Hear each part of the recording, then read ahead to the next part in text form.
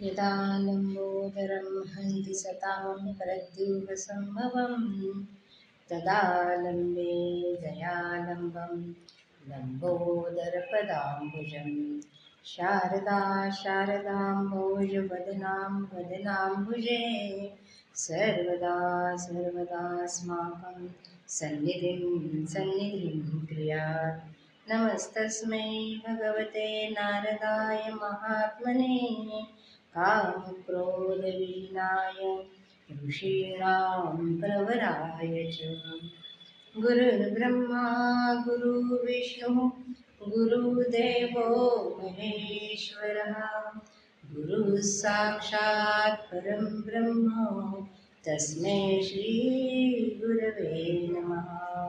पुंडलीकवरदा हरिविठ्ठल श्री ज्ञानदेव तुकाराम पंढरीनाथ भगवान की जय।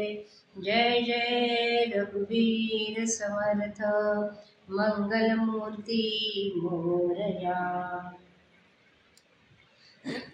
आतापर्यंत माऊलींनी हरिपाठामध्ये भगवंताचं महत्त्व सांगून त्याची अद्वैत सत्ता आणि नामस्मरणाशिवाय दुसरा पर्याय नाही हे सगळ्यात सोपं सुलभ सुटसुटीत असं साधन आणि साध्य असं दोन्ही आहे। म्हणून माऊली आग्रह करतात की नामस्मरण जीवाने आल्यापासून करायला पाहिजे, म्हणजे त्याला ऊर्जित गती प्राप्त होईल। मग कोणाचं नाव घ्यायचं, कसं घ्यायचं, कधी घ्यायचं हे सर्व सांगून स्वतःचा साक्षात्कार सांगून आपल्या गुरुचं महत्त्व सांगण्याकरता हरिपाठाची रचना झालेली आहे। गुरुमुखातून आलेलं नाम हे मनुष्याला तारून नेतं, भवसागर पार करून नेतं। आणि सगळी नावं सांगून हरीचं नाव झालं, राम कृष्ण केशव सांगून आता माऊली म्हणतात नारायण नाम सुद्धा महत्त्वाचं आहे आणि त्याची महती म्हणा किंवा हे आधीच्या सुद्धा अभंगातनं त्यांनी सांगितलेली आहे। याही अभंगात नारायण नामाचा उल्लेख झालेला आहे। तर हा अभंग आपण बघू आता माऊली ह्याच्यातनं आपल्याला काय सांगतात। वेदशास्त्र प्रमाण श्रुतीचे वचन एक नारायण सार जप। जप तप कर्म क्रिया नेम धर्म वाहुगाची श्रम व्यर्थ जाय। हरिपाठी गेले ते निवांतची ठेले भ्रमर गुंतले सुमन कळके। ज्ञानदेवा मंत्र हरिनामाचे शास्त्र यमकुळ गोत्र वर्जियले। मग या अभंगात प्रामुख्याने नामास वेदशास्त्र प्रमाण आणि शाक्तादी जे काम्य मंत्र आहेत त्याचा निषेध, म्हणजे तेवढं ते फळ देत नाही। कशासाठी तर मोक्ष करण्याकरता। एरवी काम्य मंत्र हे ज्याच्यासाठी केलाय त्याचं फळ देतातच, परंतु मोक्ष मिळत नाही। मग शास्त्र, नीतिशास्त्र, धर्मशास्त्र, मीमांसादी शास्त्रांच्या बद्दल अज्ञानाचा माऊली निषेध करतात आणि काय खात्री देतात, आत्मविश्वास देतात की नामधारकाचे कुळाला यम भीतो अशी ग्वाही देतात, खात्री देतात। मग अभंगाचा सरळ अर्थ जर बघितला तर एका भगवंताचे नामाचा अखंड जप करणे हेच सर्व साधनांचे सार असून त्याला वेदशास्त्र उपनिषदे यांचे प्रमाण आहे। प्रमाण म्हणजे काय की दाखलाच आहे हा जणू, की एखादी गृहिणी पदार्थ करत असेल तर त्याला काही प्रमाण असल्याशिवाय तो पदार्थ जसा चांगला होत नाही। म्हणजे पदार्थ चांगला होण्यासाठी, चविष्ट होण्यासाठी, आरोग्ययुक्त होण्यासाठी पदार्थातील साहित्याचे योग्य प्रमाण असले म्हणजे पदार्थ 100% छान होतो। तसं अध्यात्म हे 100% चांगलं होण्याकरता प्रमाण सांगितलेलं आहे। तर माऊली प्रमाण कशाचं देतात तर वेदशास्त्र आणि श्रुती यांचं प्रमाण देतात। उपनिषदे, मग जप तप कर्म क्रिया नेम धर्म हे सर्व एका नामा वाचून व्यर्थ आहेत। ज्याप्रमाणे फुलाच्या कळीत सापडलेला भ्रमर परत बाहेर येत नाही तेथेच प्रेमाने तो गुंतून पडतो. त्याप्रमाणे हरिनामस्मरण हेच एक साधन करण्याचा निश्चय केला. ते श्रीहरीचे ठिकाणी प्रेमाने इतके ऐक्य पावतात की पुन्हा पुन्हा श्रीहरीहून भिन्न होत नाही. श्री ज्ञानेश्वर महाराज म्हणतात की हरिनामाचे मंत्रशास्त्र एवढे प्रभावी आहे की यमधर्म नामधारकाच्या कुळास व गोत्रास स्पर्श करीत नाही. म्हणजे कुळ आणि गोत्र हे फार अगदी सृष्टी निर्माण झाली, ऋषींच्या तर्फे कुळ आणि गोत्र ही तयार झालेली आहे. म्हणून यम हा स्पर्श करू शकत नाही. जर नामधारक हा कुळ आणि गोत्राचं महत्व न मानता नामधारकाचंच महत्व आहे, कारण का तो श्रीहरीचं नाम घेतो. मग पहिल्या चरणामध्ये माऊली म्हणतात, वेदशास्त्र प्रमाण श्रुतीचे वचन एक नारायण सार जप. मग आता वेदशास्त्र आहे, श्रुती आहे, म्हणजे इथं प्रवृत्ती धर्म निवृत्ती धर्म ह्याचा उल्लेख अनिवार्य आहे. जीवाच्या इच्छेप्रमाणे परमेश्वराने धर्माचे 2 प्रकार सांगितले आहेत. एक प्रवृत्ती धर्म व दुसरा निवृत्ती धर्म. ज्या धर्माच्या आचरणाने मनुष्य पुन्हा पुन्हा संसारात येऊन सुख दुःख भोगतो त्या धर्माचरणाला प्रवृत्ती धर्म म्हणतात. व ज्या धर्माच्या आचरणाने मनुष्य पुन्हा संसारात म्हणजे नाना प्रकारच्या जीवयोनीत जन्म घेत नाही व कायमचा सुखदुःखातून सुटतो त्याला निवृत्ती धर्म म्हणतात. विषय सुखाच्या प्राप्तीचा साधन मार्ग म्हणजे प्रवृत्ती धर्म व अखंड परमेश्वर सुख प्राप्तीचा साधन मार्ग म्हणजे निवृत्ती धर्म होय. आणि निवृत्ती धर्म हा नामसाधनेने सोपा सुलभ सुटसुटीत होतो असंच माऊलींना म्हणायचं आहे. विषय सुख प्राप्तीचा साधन मार्ग म्हणजे प्रवृत्ती धर्म आणि अखंड परमेश्वर सुख प्राप्तीचा साधन मार्ग म्हणजे निवृत्ती धर्म असेच आपल्याला थोडक्यात म्हणता येईल. मग आज्ञाजीव विषय सुख प्राप्ती हेच आपले ध्येय समजत असतो, पण विषय सुख नाश पावते. म्हणजे एखादी गोष्ट आपण केली, व्रत नेम वैकल्य प्राप्त, एखादी ध्येय प्राप्त होण्याकरता तपसाधना केली, साधना केली, अभ्यास केला, ते फळ मिळाल्यानंतर तो आनंद खूप वेळ टिकत नाही. ते फळ आपल्याला मिळाल्यानंतर त्याचा आनंद निघून जातो आणि परत मन दुसऱ्या फळाच्या संबंधी विचार करायला लागतो. म्हणून माऊली काय म्हणतात की पुन्हा पुन्हा हा जीव दुःखात लोटला जातो. विषय सुखात सुद्धा जीवाला कशी अपेक्षा असते, अखंड सुख पाहिजे, अखंड सुख पाहिजे जीवाला, अशीच अपेक्षा आहे. आणि जीव हा नाशवंत सुखाची अपेक्षा करत नाही. मग परमेश्वराने प्रवृत्ती धर्म देखील विषय सुखासाठी हा सांगितला नाही, तर परमेश्वर प्राप्तीसाठी सुद्धा प्रवृत्ती धर्म सांगितलेला आहे. म्हणजे जो आपण संसारात राहून जो करतो तो प्रवृत्ती धर्म. म्हणजे विषय सुखाच्या मागे आपण लागलेलेच आहोत. आपण काही संन्यासी किंवा असं काही संसार सोडून फक्त एक हरिनामस्मरण देवाचं नामस्मरण करतो का? नाही. आपण दैनंदिन जीवन रोज जगत असतो. त्या दैनंदिन जीवनात हे सर्व चढ उतार येत असतात, विषय येत असतात. आणि म्हणून काय सांगितले की विषय सुखासाठी प्रवृत्ती धर्म सांगितला नाही, तर तो परमेश्वर प्राप्तीसाठी सांगितला आहे.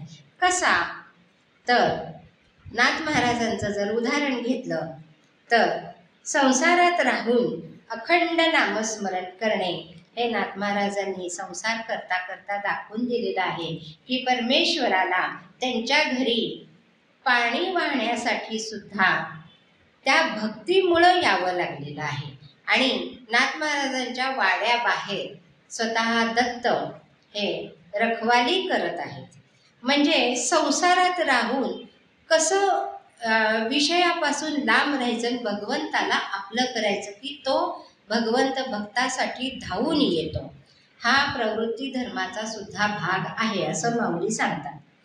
जया जे विहित ते ईश्वराचे मनोगत म्हणून केलिया निभ्रांत सापडेच तो. हे विहित कर्म पांडवा आपुला अनन्य ओलावा आणि हेची परमसेवा मज सर्वात्मकाची. ज्ञानेश्वरीमध्ये माऊली याचा उल्लेख करतात.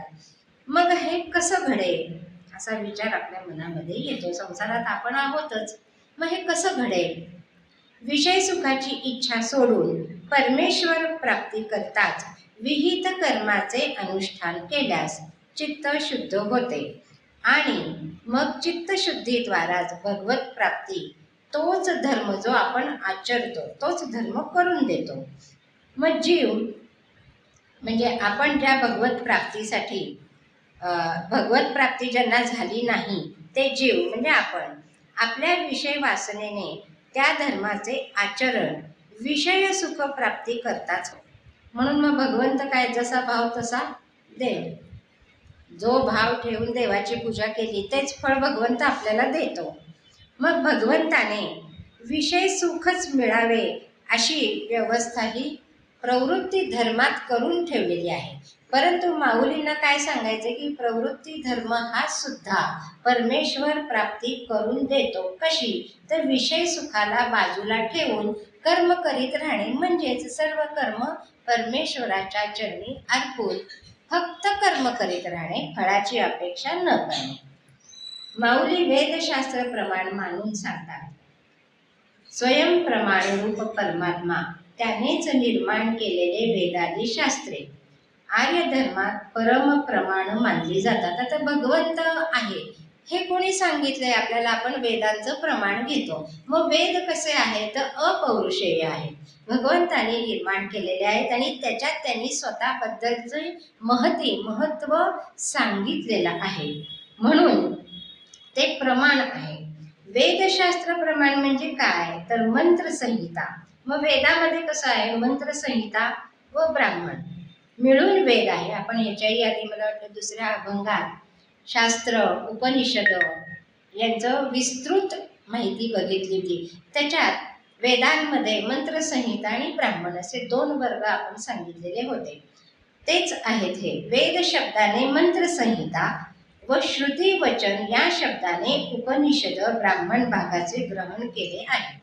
शास्त्र म्हणजे मन्वाधिकांचे स्मृतिग्रंथ व भागवतादी महापुराणे. मंत्रसंहिते म्हणजे ऋग्वेदाचं जे 8वं मंडळ आहे त्याच्यामध्ये सांगितलेला एक मंत्र आहे. काय मंत्र आहे? मर्ता अमर्तस्य ते भूरिणाम मनामहे विप्रासो जात वेदस. त्यातच दुसरा मंत्र असाही सांगितलेला आहे. अस्य जानंतो नाम चिद्विक्त नाम हस्ते विष्णू सुमती भजामहे. मग ह्याचा जर अर्थ थोडक्यात जर बघितला तर आम्ही मरण पावणारे विनाशी असे जीव तुझे नाम तपदान नित्यकर्माधिक सर्व धर्माहून अत्यंत श्रेष्ठ समजतो. सगळे धर्म एका बाजूला आहे आणि एका बाजूला नाम आहे, श्रीहरीचं नाम. ही वचने श्री शंकराचार्य व श्रीधर स्वामींनी सुद्धा प्रमाण म्हणून घेतलेली आहेत. म्हणून वेदशास्त्र प्रमाण श्रुतीचे वचन असे माऊली पहिल्या चरणात म्हणतात. म्हणून भागवत पुराणादी ग्रंथ हे भक्तिशास्त्र संपन्न असून शास्त्रातूनही नाम महात्म्य विस्ताराने सांगितलेले आहे. नाम कसं आहे? तर पापदाहक आहे, पापाचं भस्म करतं, आपोआप पुण्याचा संचय वाढत जातो. म्हणजे ही एकाला एक असलेली पूरकच घटना आहे. पापाचं दहन झालं म्हणजे काय होईल? पुण्य संचय आपोआप वाढेल. तसं स्कंद पुराण काय सांगतं? नामनोस्ती यावती शक्ती पाप निर्हरणे हरे तावत कर्तुन शक्नोती पातकम पातकी जनः सकृत दुरितम येन हरि रित्यक्षरद्वयम बद्ध परितत्तेन मोक्षाय गमनम प्रेती. हरिनाम हे साक्षात परब्रह्म आहे. गीतेमध्ये आपण गीता नेहमीच वाचतो. 10वा अध्याय जर काढला तर त्याच्यात विभूती योग सांगितलेला आहे आणि याच्यात विभूती सांगून पुढं काय म्हणतात भगवंत? जपयज्ञोस्मी यज्ञानाम जपयज्ञोस्मी असे म्हटलेले आहे. मग एकदा महाभारतातील एक प्रसंग आहे की युधिष्ठिराला प्रश्न पडला होता आणि त्यांनी भीष्मांना विचारलं, आपल्या मते सर्व धर्मात श्रेष्ठ धर्म कोणता? ज्याला धर्माचरण करायचे त्यालाच हा प्रश्न पडू शकतो. मग युधिष्ठिर हा तर धर्मच होता, स्वतः धर्म होता. त्यावर भीष्म म्हणतात, एष मे सर्व धर्माणां धर्मोऽधिगततमो मतः यद्भक्त्या पुंडलीकाक्षं स्तवैरच्चेन्नरः सदा. याचा अर्थ थोडक्यात बघितला तर भगवंताचे सदा सर्वदा नामस्मरण व स्तवन करणे हाच सर्व धर्मात एकमेव परमश्रेष्ठ धर्म आहे व हेच माझे निश्चित मत आहे. भीष्मांनी सांगितले म्हणून तो स्वतः श्रीकृष्णाला त्या स्वतःची जो पण होता की मी शस्त्र हातात धरणार नाही तरी सुद्धा भक्तासाठी त्यांनी रथाचं चक्र हातात घेतलेलं आहे. भीष्म अवरेनसे झाले होते तेव्हा. का तर भीष्म हे सतत भगवंताचं नामस्मरण चिंतनच करत होते. त्यासाठी भगवंताला नियम तोडून यावं लागलं. मनुस्मृती काय म्हणते, जपेन्यैव तु संसिद्धेत ब्राह्मणो नात्र संशयः. केवळ नाम जपाने सर्व सिद्धी होते असे हे नाम जपाचे महत्व आहे. माऊली म्हणतात, सकळ धर्माचे कारण नामस्मरण हरिकीर्तन दया क्षमा समाधान संतजन साधिती. निजधर्म हा चोखडा नाम उद्गार घडघडा भुक्ती मुक्तीचा सवंगडा हा भवसिंधू तारक. म्हणजेच काय, आपला धर्म काय आहे की नाम घेणं हा आपला धर्म आहे. तो कसा पाहिजे, चोखडा पाहिजे. एक नारायण सार जप. भगवंताला विन्मुख राहून विषय सुखाची इच्छा करणारे जे विषयासक्त आहेत ते संसारात दुःखी असतात. असे लोक किंवा जीव भगवंताकडे वळावेत यासाठी प्रवृत्ती धर्मात निषिधेचे काटे पसरलेले आहेत आणि ते काटे नामजपाने नाहीसे होतात. आपण जो स्वीकारलेला आहे तो प्रवृत्ती धर्म आहे आपला. मग ह्याच्यातले काटे जर बाजूला करायचे असतील तर हरीचं नामस्मरण किंवा नारायण नामाचं सार हे एकच उपाय त्याच्यावरती आहे. प्रवृत्ती धर्मात वर्णाश्रमाचे दोष लागतात, पण निवृत्ती धर्मात भगवंताच्या नामस्मरणाने ते दोष लागत नाही. साधकाचे आचरण जरी घडले नाही तरी त्याला दोष लागत नाही. नाथ महाराज काय म्हणतात, माझी करिता सप्रेम भक्ती. भक्तीमध्ये प्रेम असायलाच पाहिजे, नाहीतर मग भक्ती होतच नाही, त्याला भक्ती म्हणतच नाही. म्हणून नाथ महाराज काय म्हणतात, माझी करिता सप्रेम भक्ती भक्तांची नित्य कर्मे राहती 33 कोटी ऋषी महंती संपूर्ण करीती कर्मे त्यांची. इतकी ग्वाही नाथ महाराज देतात की सप्रेमाने भक्ती करणे. सप्रेम कसं येईल, एखादी व्यक्ती जर आपल्याला आवडत असेल, उदाहरणच घ्यायचं म्हणलं तर एक असा काळ होता की अमिताभ बच्चन म्हणजे 100% ही सिनेमा किंवा फिल्म अगदी छानच चालणार, कारण का तो सगळ्यांचा आवडता होता. म्हणजे जळी स्थळी काष्टी पाषाणी बच्चनच दिसायला लागायचा, अशी ही त्यावेळची कथा होती. मग हे बच्चनचं प्रेम होतं म्हणा, हिरोचं प्रेम होतं म्हणा. तसं माझी करिता सप्रेम भक्ती म्हणजे भगवंताची भक्ती प्रेमाने जर केली तर भक्ताची कामं जी राहिलेली असतात, नित्य कामं, विहित कर्म, ती पूर्ण होतात. कशी होतात तर त्यासाठी 33 कोटी ऋषी महंती ती कामं संपूर्ण करतात. मग 33 कोटी म्हणजे काय? साधारणतः मनात प्रश्न येतो, 33 कोटी, गाईच्या पोटात सुद्धा 33 कोटी देव आहेत असं आपण म्हणतो. आता बऱ्याच जणांना हे माहिती झालं असेल ऐकून की कोटी म्हणजे प्रकार, 33 प्रकारच्या देवता असं म्हटलेलं आहे. मग 33 प्रकारच्या देवता कोणत्या असा मनामध्ये प्रश्न येतो. मग 33 कोटी, आधी कोटी म्हणजे प्रकार आणि 33 प्रकार काय तर त्याच्यात आहेत अष्टवसु, 12 आदित्य, 11 रुद्र आणि 2 अश्विनी कुमार, असे मिळून 33 कोटी म्हणजे 33 प्रकारचे देव येतात. मग हे देव सगळे या भक्ताची जी विहित कर्म आहेत, क्रियाकर्म आहेत, ती पूर्ण करतात. कारण का भक्त हा भगवंताच्या प्रेमामध्ये अखंड बुडालेला आहे, त्याला दुसरं काही सुचतच नाही. मग अशा वेळेला त्याचा प्रपंच भगवंतच चालवत असतात. तो कशाद्वारे? तर ऋषी, महंती अशा आणि 33 कोटी देवता. सप्रेम भक्ती करताना भक्ताची नित्य कर्म राहतात असे वाटते, पण ती कर्मे 33 कोटी देवता, ऋषी, महंत पूर्ण करतात. म्हणजेच कसं, असा प्रश्न आपल्याला मनात येतो. नाथ महाराज म्हणतात किंवा मनुस्मृतीमध्ये सुद्धा अध्याय 2 आणि श्लोक 86 व 87 मध्ये सांगितले आहे की कुठली कर्म?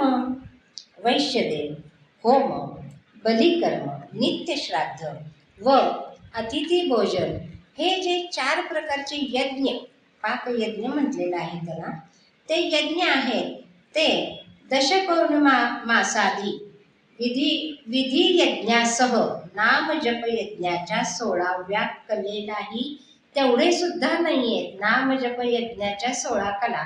16 कला म्हणल्यानंतर श्रीकृष्ण आणि राम हे आपल्याला आठवतात. राम हे 14 कलांसह जन्माला आलेले होते. श्रीकृष्ण हे 16 कलांसह जन्माला आलेले होते.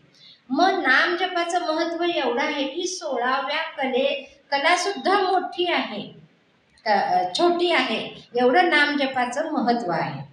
मग ब्राह्मण वैदिक कर्म करो अथवा ना करो, तो केवळ नामजपाच्या योगानेच उत्तम सिद्धीचा पूर्ण अधिकारी होईल, यात संशय नाही.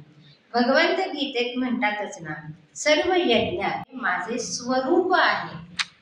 भगवंत कसा आहे तर जपयज्ञ जसा आहे, म्हणजे सतत अखंड हरीचं नाम, अखंड नामस्मरण हेच इथं अपेक्षित आहे.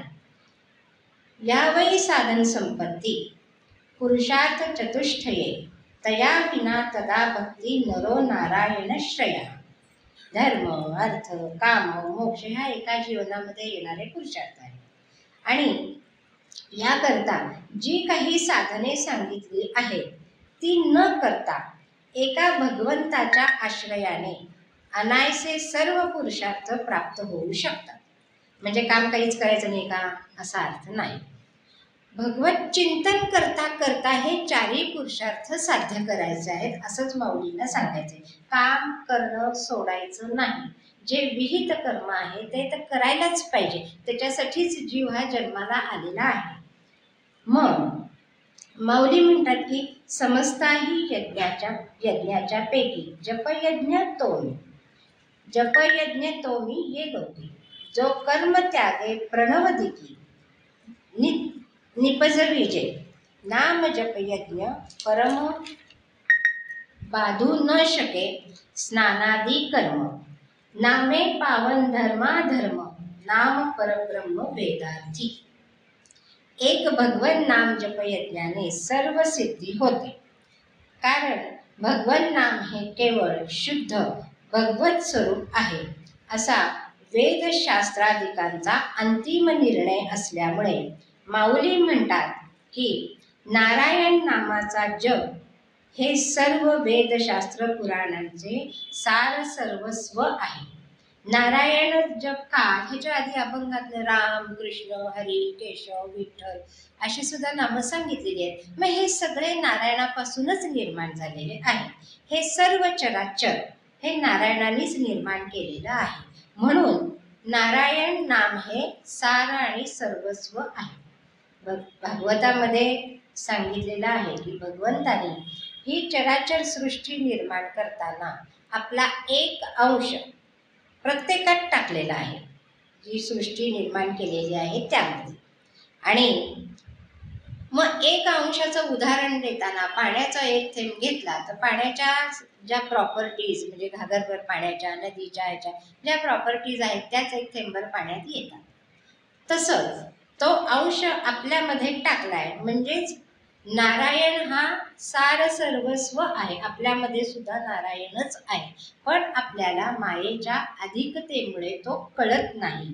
म्हणून माऊली त्याच्यासाठी आपल्याला नामस्मरण करायला सांगतात. नामस्मरणाने आपला शोध घेतला जातो. एक ठराविक सवय लागली जिभेला नामस्मरणाची, की ते नाम घेतलं जातं जातं आणि पुढचा मार्ग दिसत जातो.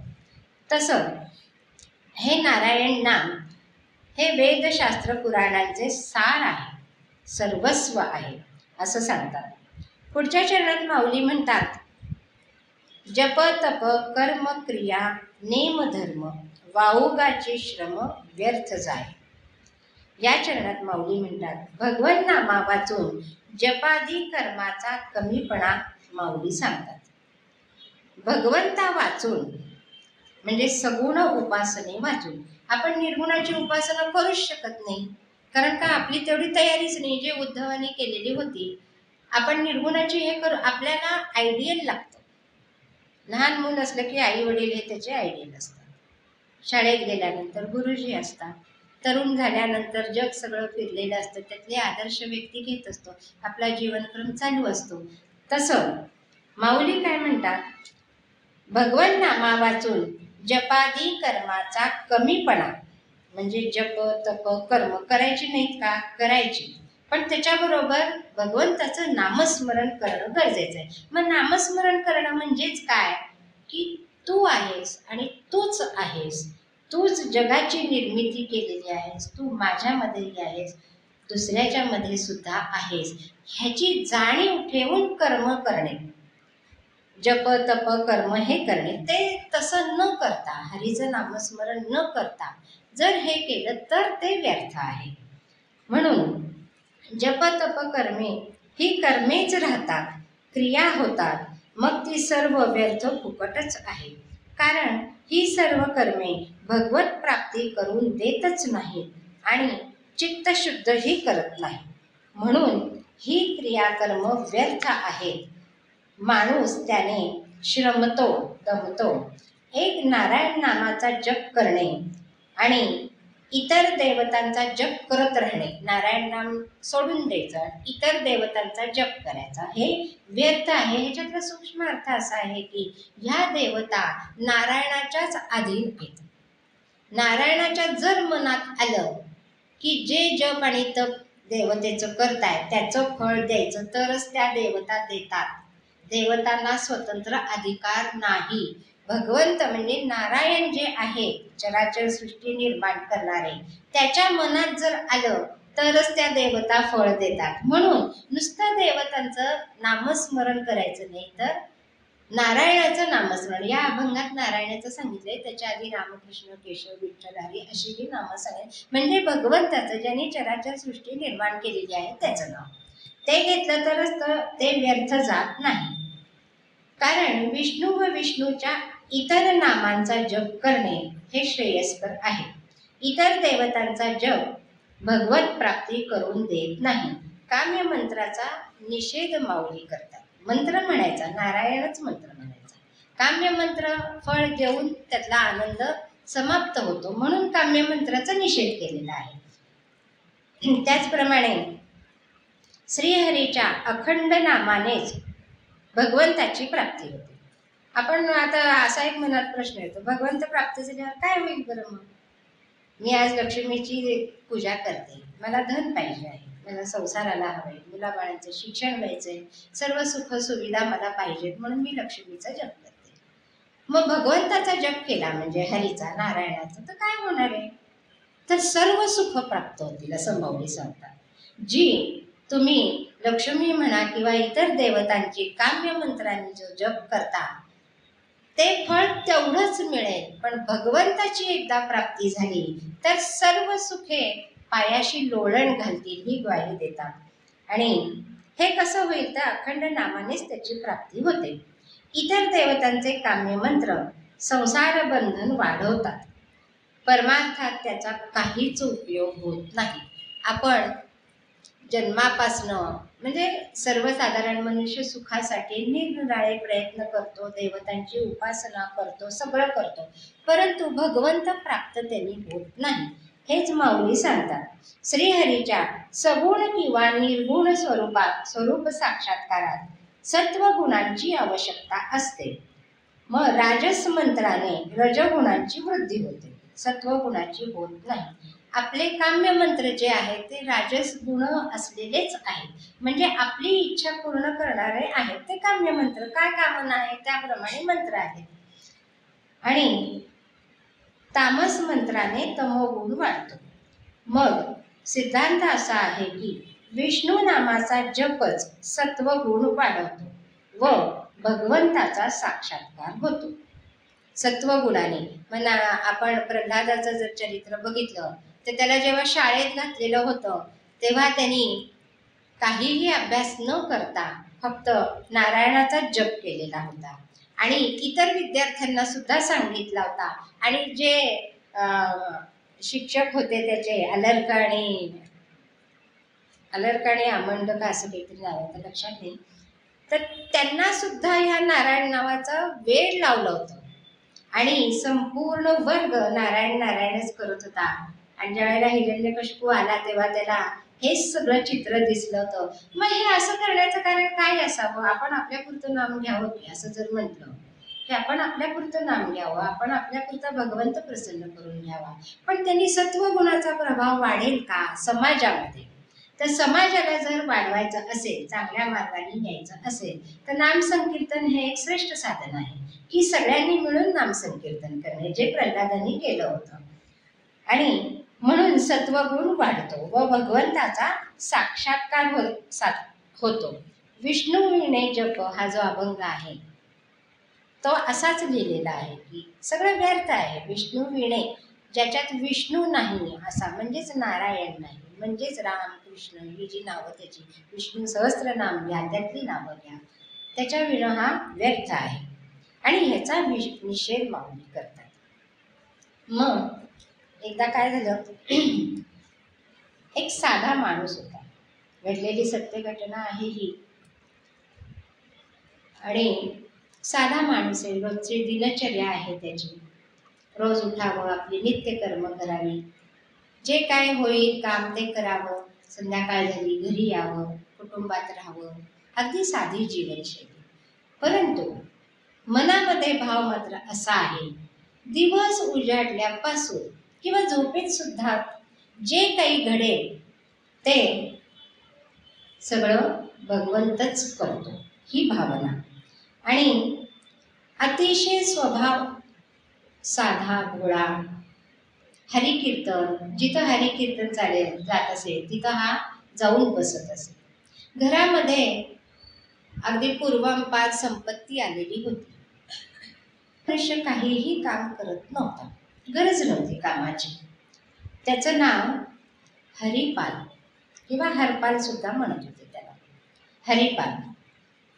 आणि जिथं नाम संकीर्तन आहे, कीर्तन चाललेलं आहे, तिथं जाऊन हा तो आनंद घेत असे. वय वाढत चाललं, लग्नाचं वय आलं. लग्नाचं वय आल्यानंतर घरी आई वडील वगैरे त्याला कोणीच नव्हते. मग दूरचे जे नातेवाईक होते ते म्हणत होते मुलगा चांगला आहे, लग्न लावायला पाहिजे ह्याचं. त्यावेळेला तो म्हणायचा की मला लग्न करायचं नाही. त्याचं कारण म्हणजे मी लग्न करीन तर अशा मुलीशी कन्येशी करीन की जिला हरिभक्ती आहे. आत्ताच्या काळात तर हे फार दुरापास्त आहे, काही जण करतात, परंतु ती काम्य भक्तीच आहे की मला पुढं जाऊ दे, काही म्हणजे नोकरी करण्यात पुढं जाऊ दे, कशातही, ही कामनाच आहे. मग हरिभक्ती म्हणजे कशी, निस्वार्थ आणि प्रेमयुक्त पाहिजे. ह्याची अट अशी होती की मला अशी मुलगी जर असेल तर मी तिच्याशी लग्न करायला तयार आहे. आता करतच नव्हता, त्याच्यात त्यांनी ही अट तरी सांगितली की अशी मुलगी असली तर मी लग्न करेन. नातेवाईक लगेच जोर धरला त्यांनी, का तर मुलगा चांगला होता, कुणाचंही चांगलं व्हावं. एखाद्याचं लग्न झालं की चला मार्गी लागला असं आपण म्हणतो, एखादी व्यक्ती म्हणा, का तर ध्येय मिळतंय जीवन जगायला म्हणा, कशालाही म्हणा. आणि साधू संत वगैरे काय म्हणतात, पुन्हा संसार चक्रात अडकणं असंही म्हणणारे आहेत. म्हणजे लग्न हे कसं आहे, करूनही बघितलं तरी वाईटच आहे, नाही केलं तरी वाईटच आहे, म्हणजे त्या व्यक्तीला अनुभव तसाच येतो. तर सगळेजण अगदी चंग बांधला की ह्याचं लग्न करायचंच. आणि एके दिवशी तो बसलेला असताना त्याचे दूरचे काका आले आणि म्हणाले, तुझ्या अटीप्रमाणे मुलगी मिळालेली आहे, कन्या, कन्या मिळालेली आहे. मग कन्या शब्दावरनं एक आठवलं, कन्या म्हणजे कशी असते, 12 वर्षापर्यंत ही देवी भागवतात सांगितलेली आहे, कुमारी किंवा कन्या.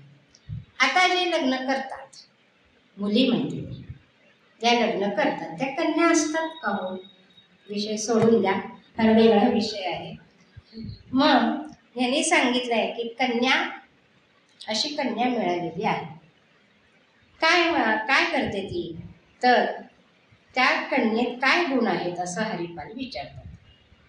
तेव्हा ते काका म्हणतात, या कन्येने अशी अट ठेवली आहे की जो कोणी रोज 1000 संतांना किंवा सदाचारांना किंवा सज्जनांना भोजन घालेल, जेवण घालेल, त्याच्याशी मी लग्न करेन, रोज 1000. हरिपालाला आनंद झाला की अन्नदान हे परमदान आहे असं आपल्या शास्त्रात मानलेलं आहे. मग हिचा नेम असा आहे की 1000 लोकांना रोज घालेल, त्याच्याशी मी लग्न करेन. त्यांना ते पटलं आणि त्यांनी होकार दिला. लग्न छान झालं, अगदी थाटामाटात झालं. आणि नियमाप्रमाणे दुसऱ्या दिवशीच 1000 लोकांना जेवायला हरिपालांनी घातलेलं आहे. संतांना, सज्जनांना प्रसाद हा हरिपाल देत असत. 1000च काय, काही दिवशी तर 1500 कितीही होत होते.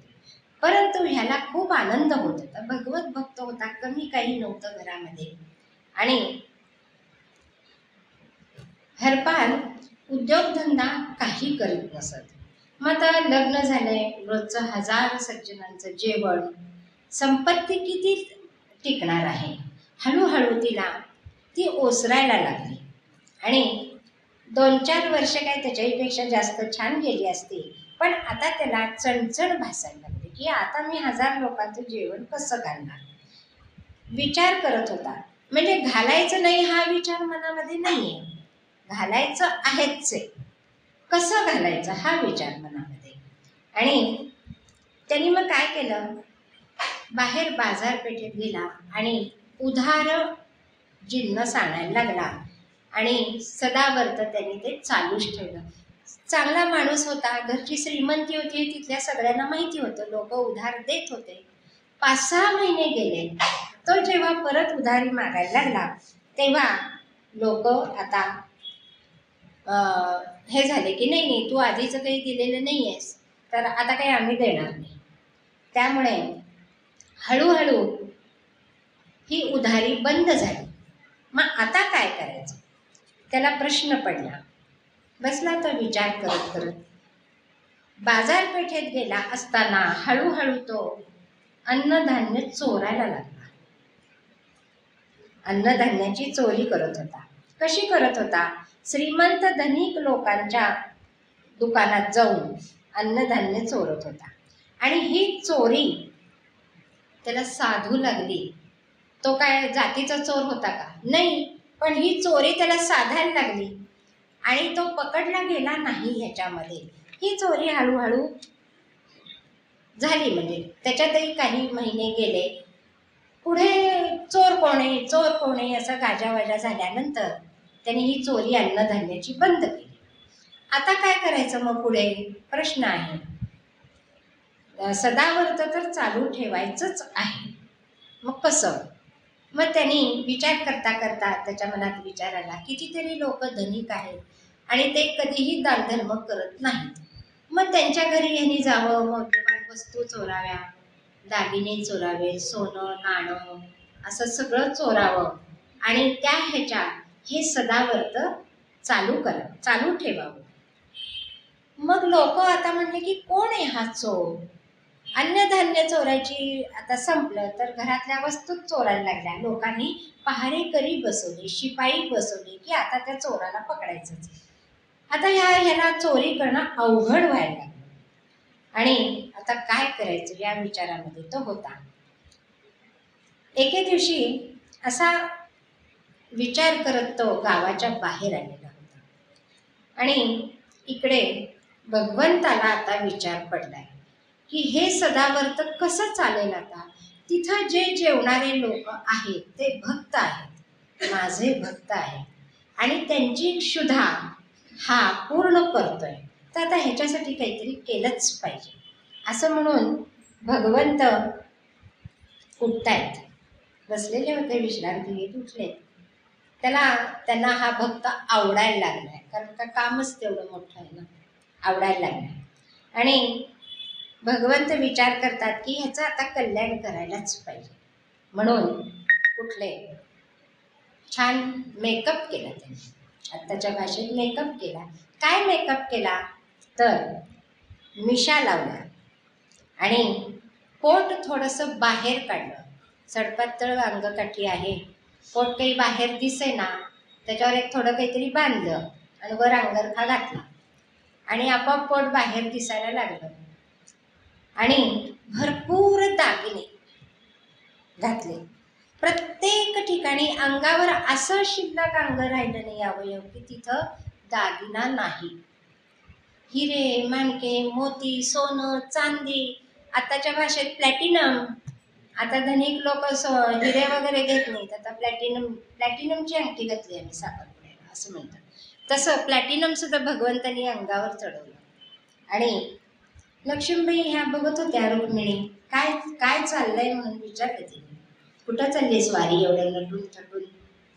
त्यावर भगवंत म्हणतात की एका भक्ताचं कल्याण करायचं आहे, तिकडे चाललेलो आहे. आणि भगवंत पायात मोजडी घालतात. मग ती मोजडी सुद्धा सोन्याची, त्याच्यावरती सगळं डिझाईन त्याचं हिरे माणके वगैरे. लक्ष्मीबाई आश्चर्यचकित झाल्या. काय काय विचार, अगदी काय, कुठं एवढं, कोण आहे तो भक्त एवढा, मी पण येणार. झालं. कुठं जायचं म्हटलं की एकट्याला काही सोडत नाही. भगवंत म्हणतात मी एकटा जातो म्हटलं तर सोडत नाही, मी पण येणार म्हणतात. त्यावेळेला भगवंत त्याची समजूत काढतात, तू येऊ नकोस, कारण का ज्या भक्ताकडे मला जायचं आहे तिथं जर तू चुकून काहीतरी बोललीस तर काय हेतू आहे हा सगळा उघडा पडेल आणि माझं काय होणार नाही, तर तू येऊ नकोस. त्यावर लक्ष्मीबाई म्हणतायत रुक्मिणीबाई की नाही नाही, मी असं काहीच बोलणार नाही, पण कोण आहे एवढा भक्त ते तरी बघू दे की ज्याने माझी आराधना केलेली नाही, लक्ष्मीची आराधना केलेली नाही, आणि तरी तुम्ही त्याला मदत करायला किंवा भेटायला जाताय, कोण आहे हा भक्त. भगवंत हसतायत, मिस्किन आहेत भगवंत अतिशय. आणि ती छडी आण बघू म्हणाले. एक छडी होती, त्या छडीला सुद्धा नखशिखांत मडवून टाकलं. मोत्यांचे हार काय, सोनं काय, अजून जे जे घालता येईल ते सगळं घातलं. आरशात आपलं रूप एकदा पाहिलं, जर मनासारखं झाल्यावरच पायात मोजडी घातली आणि निघालेत. लक्ष्मीबाई पण निघाल्या, त्याही अगदी नखशिखांत लक्ष्मीच आहेत. तर अवतार सुंदर गोंडस रूप तर आहेच आहे, नयनरम्य, म्हणजे वर्णन सुद्धा करता येणार नाही, इतकं सुंदर रूप आहे. आणि असे हे दोघं निघालेत. इकडे हरिपाल एका आपल्या गावाच्या बाहेर वाटेवर येऊन बसलेला आहे आणि विचार करतोय की आत्तापर्यंत अन्नधान्याची चोरी केली, मौल्यवान दागिने धन चोरलं, पण आता अशी परिस्थिती, जो कोणी या रस्त्याने येईल त्याला म्हणजे लुटारू व्हायचं. एक नामधारक आता कुठल्या थराला जाणार आहे, लुटारू व्हायचं, लुटायचं. कशासाठी लुटायचं, तर मला हे 1000 लोक घालायचे आहेत, असा विचार करून ते बसलेत. त्याच वेळेला भगवंताची स्वारी आलेली आहे आणि रस्त्याने जोडी येताना दिसते. भगवंत आहेत, भरा भरा भरा चालतायत. कशाचं रूप घेतलंय, एका शेठजीचं. आणि लक्ष्मीबाई शेठाणी झालेल्या आहेत आणि अशी ही जोडी येते. आता हरपालचं लक्ष वेधून घ्यायचंय म्हणून जोर जोरात बडबड बडबड करत करत करत ही जोडी आलेली आहे. आणि पायातले जे तोरड्या घातलेल्या आहेत त्याचा छुम छुम छुम आवाज अगदी मोठ्यांदी येतोय की ऐकणाऱ्या शेजारी चालणाऱ्याला तो ऐकू यायलाच पाहिजे. असं हे भगवंत आणि लक्ष्मीबाई रस्त्याने येत आहेत. हरपालाची दूरदृष्टी होती, ती नजरेत हे जोडपं पडलेलं आहे. खूप आनंद झाला. चेहऱ्याकडे लक्ष गेलंच नाही.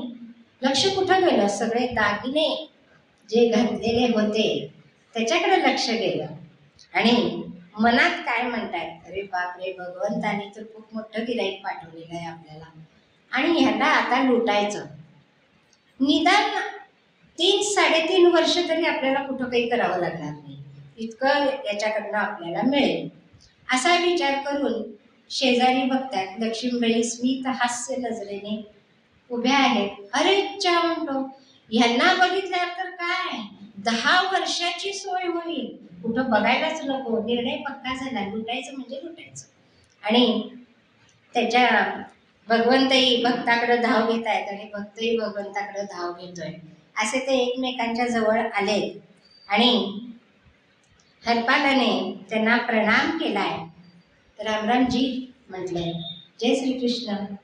त्यावेळेला भगवंत काय म्हणतात, असं तोंड वाकडं केलंय, कसं माहिती काय, एरंडेट पिल्यासारखं, आणि म्हणतायत की काय सकाळी सकाळी भगवंताचं नाव घेतोस, तुम्ही सगळे पाखंडी आहात.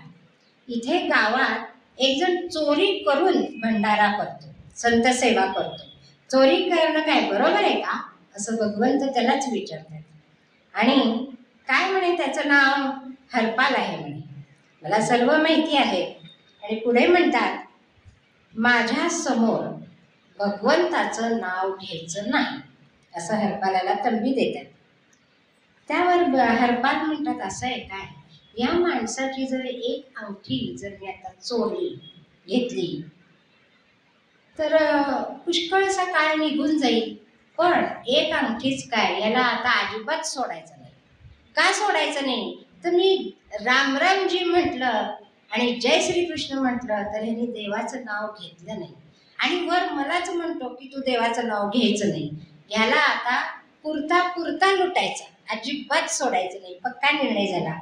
आणि चौकशी केली त्यांनी, तुम्ही कुठे चाललात, काय करता. तर ते म्हणे, माझं भगवंत म्हणतात, माझं एक काम आहे, मी शहरात चाललोय आणि उशीर झालाय, मला लवकर पोहोचायचंय.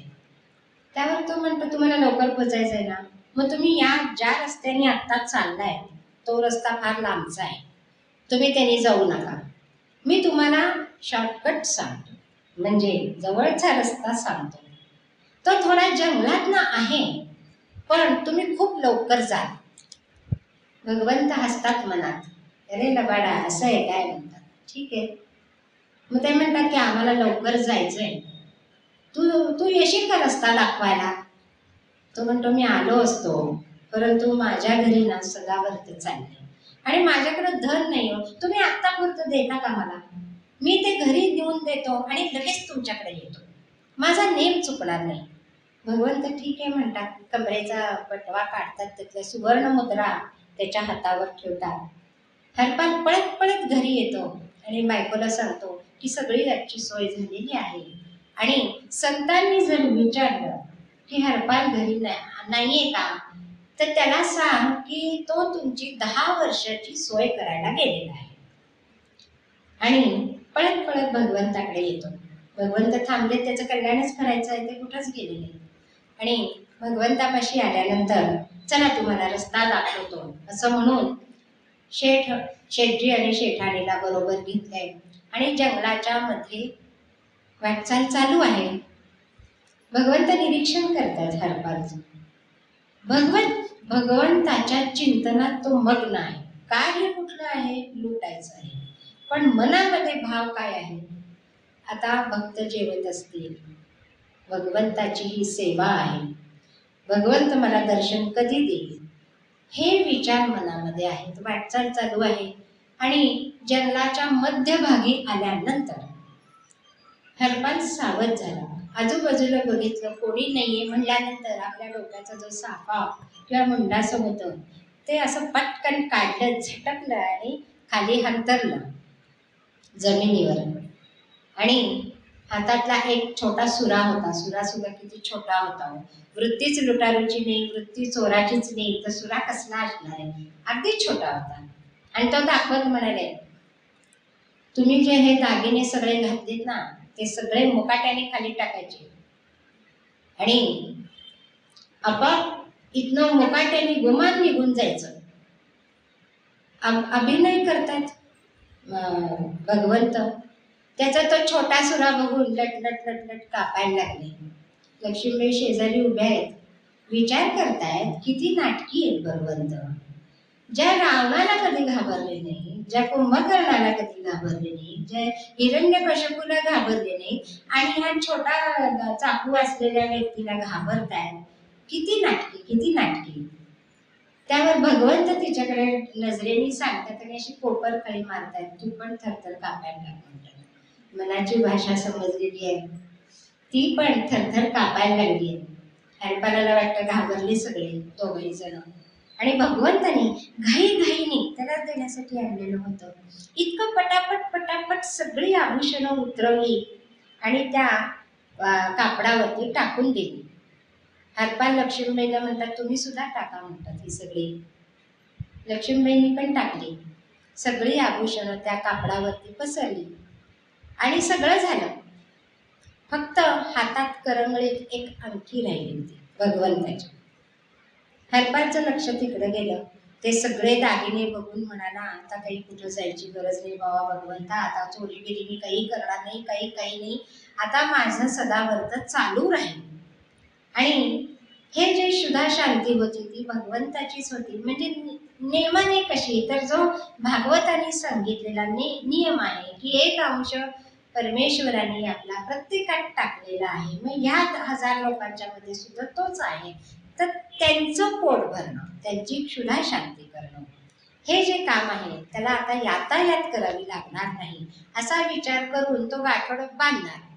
तेवढ्यात त्याचं लक्ष करंगळीकडे गेलं आणि विचारलं की काय करंगळीतली अंगठी कशासाठी ठेवली, कुणाला द्यायची आहे काय.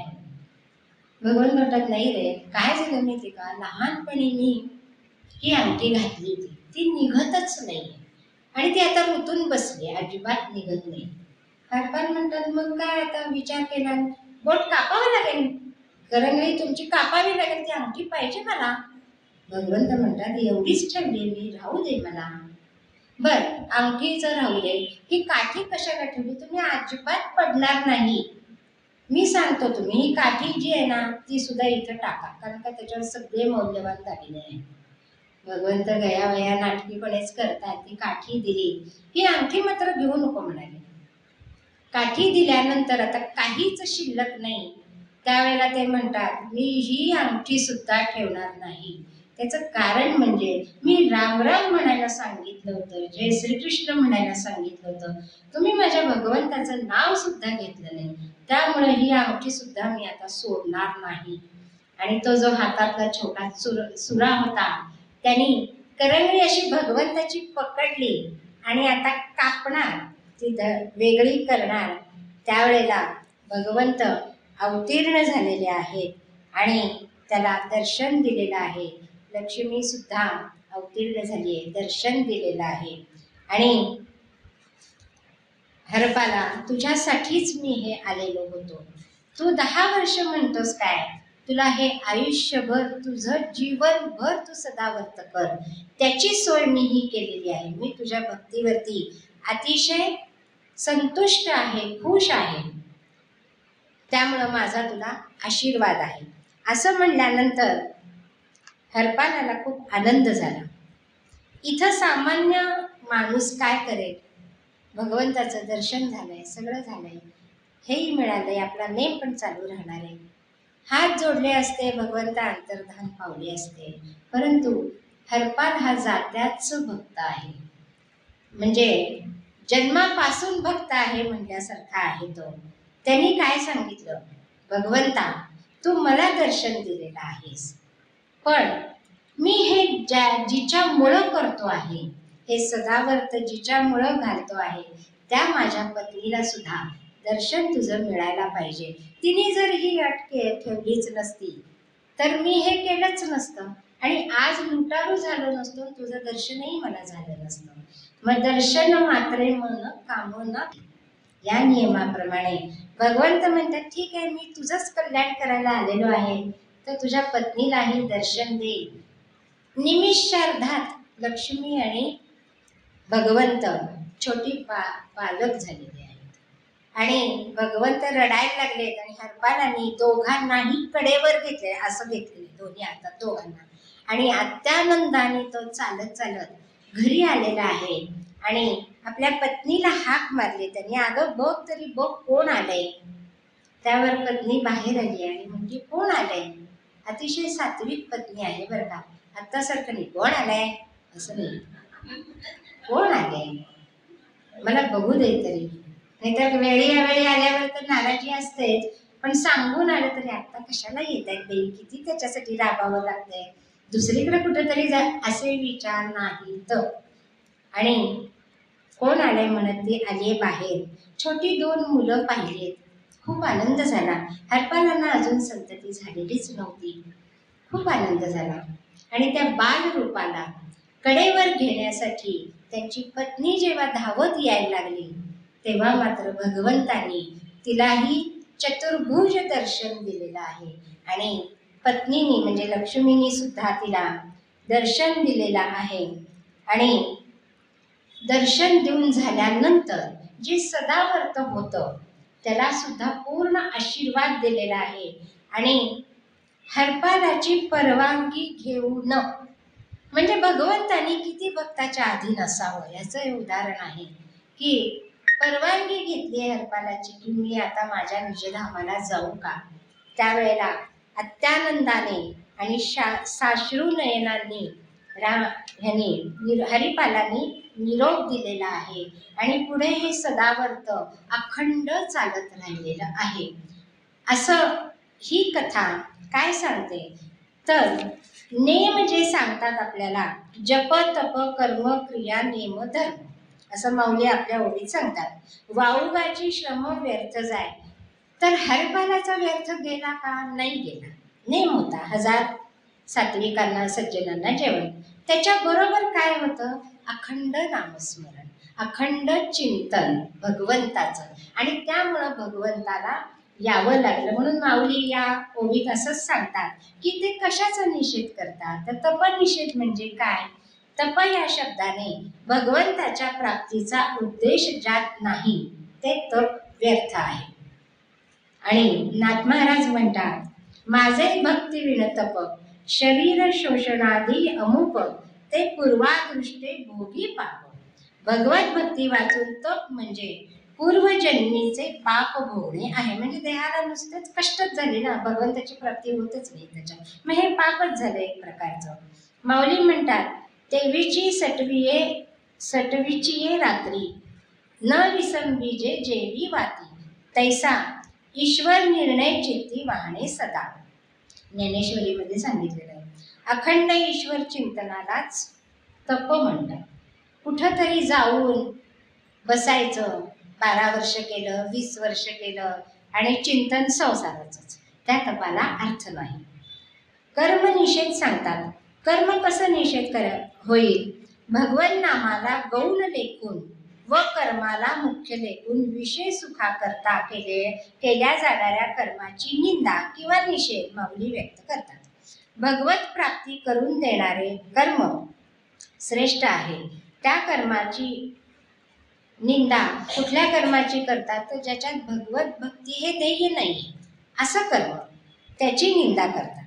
मग कलियुगामध्ये काय म्हणतात, कर्म धर्म नव्हती चांग, उण्या अंगी पतंग, स्वैर वागण्याने संध्यावंदन पंचमहायज्ञ यासारखी कर्मे करण्याचा अधिकार नष्ट होतो.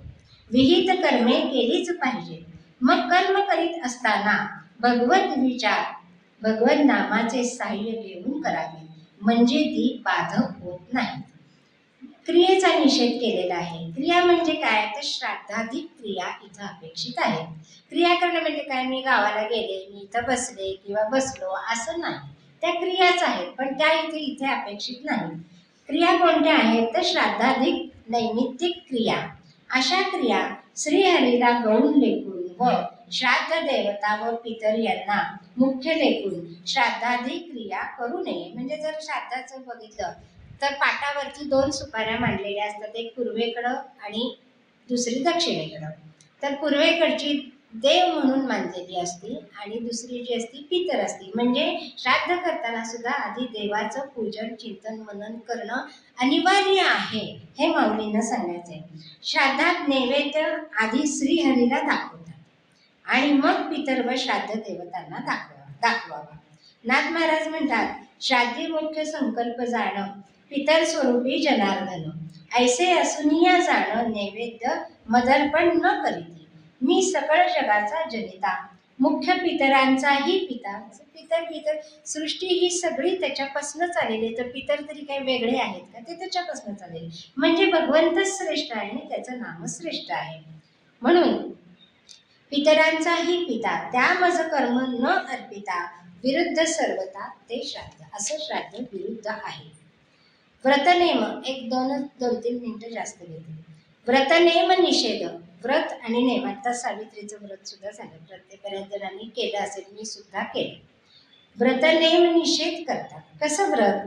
तर व्रतनेम म्हणजे साधारण प्रातस्नान म्हणजे कार्तिक स्नान, देवदर्शन, एकादशी व्रत, वारी, सोमवार, गुरुवार, एकभुक्त ही व्रते किंवा नेम. आता चातुर्मास आलाचे, खूप जण नेम करतात, काय काय नेम करतात ते नेम. असे अनेक नेम मनुष्य करतो, पण असे नेम भगवंताच्या प्राप्ती करता नसतील तर व्यर्थ आहेत. म्हणजे हल्ली काय माहितीये का, चातुर्मास आला म्हणल्यानंतर काही मुली म्हणा, बायका म्हणा किंवा पुरुष सुद्धा नेम करतात. काय, मला वजन कमी करायचंय म्हणून मी चातुर्मास नेम केलाय. काय, नक्त एक भुक्त जेवायचं. परमेश्वराचं चिंतन आहे का तिथं? नाहीये. वजन कमी करणे हे ध्येय आहे. किंवा मी 4 किलोमीटरवरच्या देवालयात जाणार आहे रोज आणि तिथल्या देवाचं दर्शन घेणार आहे. देवदर्शन हे मुख्य आहे का? नाही. 4 किलोमीटर चालणे, दीक्षित पॅटर्न म्हणजे माहिती असेल तर त्याच्यासाठी 4 किलोमीटरवरच्या देवळात जायचं. मग अशा व्रतांचा निषेध माऊली करतात. पण वारीचा नेम हा साक्षात भगवंताला व भगवन नामाला प्राधान्य देऊन प्रचारात आलेला आहे. असा नेम, अशा नेमाचा म्हणजे वारीच्या नेमाचा माऊली निषेध करत नाही. असा नेम त्यांना स्वागतार्ह आहे. धर्मनिषेध करतात. काय तर 4 युगामध्ये प्रत्येक युगाचा धर्म वेगवेगळा सांगितलेला आहे. तर पण 4 युगांमध्ये भगवंताचे नामस्मरण हा धर्म 4 युगात सांगितलेला आहे. मग तो आचरलेला धर्म भगवत प्रेम उत्पन्न करणारा असावा. तसा तो नसला तर तो व्यर्थ आहे. जपतपाच्या विश्वासावर संसार करणे व्यर्थ आहे. दुधाचं उदाहरण अगदी लाक्षणिक आहे. दूध ठेवायचं तापत आणि जपात बसायचं आणि 100दा विचारायचं, आलं का वर, आलं का वरती, गॅस बंद कर नाही तर उतू जाईल. उतू गेल्याचं दुःख नाही, नंतरचा गॅस ओटा आवरायचं दुःख जास्त. मग ह्या नेमात नामस्मरणात काही अर्थ आहे का? नाही अर्थ. तुलसीदास काय म्हणतात, भरोसो जाही दुसरो सो करो, हजारो लोक हजारो साधनांचा भरोसा करो, पण कलियुगात एक रामनाम म्हणजे रामनाम. तुलसीदासांचं आराध्य दैवत राम आहे. आपण कृष्ण घ्यावा, कोणीही घ्यावं, म्हणजे जे नारायणाची नाम माऊली सांगतात त्यापैकी कुठलंही घ्यावं. मग रामनाम हा महाकल्प वृक्ष सापडला आहे. पुढे म्हणतात, हे सर्व रामनाम महात्म्य कवी कल्पना अतिशयोक्ती नसून त्रिवार सत्य आहे. हे मी स्वानुभवपूर्वक माझ्या उपास्य श्री रामरायाची शपथ घेऊन सांगतो. राम नाम महात्म्य खोटे ठरल्यास माझी जीभ झडून जाईल. तुलसीदास म्हणतात, त्यांच्या विनयपत्रिकेत त्यांनी हे सांगितलेलं आहे. आणि पुढच्या चरणात फक्त उल्लेख करते आणि वेळेअभावी मी थांबवते. पुढच्या चरणात माऊली म्हणतात, हरिपाठी गेले ते निवांत चिठेले, भ्रमर गुंतले सुमन कळिके. आणि त्याच्या पुढच्या चरणात म्हणतात, म्हणजे आज 2च चरण झालेली आहेत. उरलेला भाग पुढच्या प्रवचनात आपण थोडासा सांगूया. आणि 4थ्या चरणात माऊली म्हणतात, ज्ञानदेवा मंत्र हरिनामाचे शास्त्र यमे कुळगोत्र वर्जिले. एवढे सांगून मी माझ्या वाणीला विराम देते. जे काही चुकलं असेल ते माझं आहे, जे काही चांगलं असेल ते माझ्या सद्गुरूंचं आहे आणि इथेच मी थांबते. मागणे एकच भगवंताशी मागायचं, दास्य दे हरी तुझ्या चरणाचे, कीर्तन श्रवण आचरणाचे, दे अनन्य हृदयी स्मरणाते, हे न देसी तरी दे मरणाते. जय जय रघुवीर समर्थ.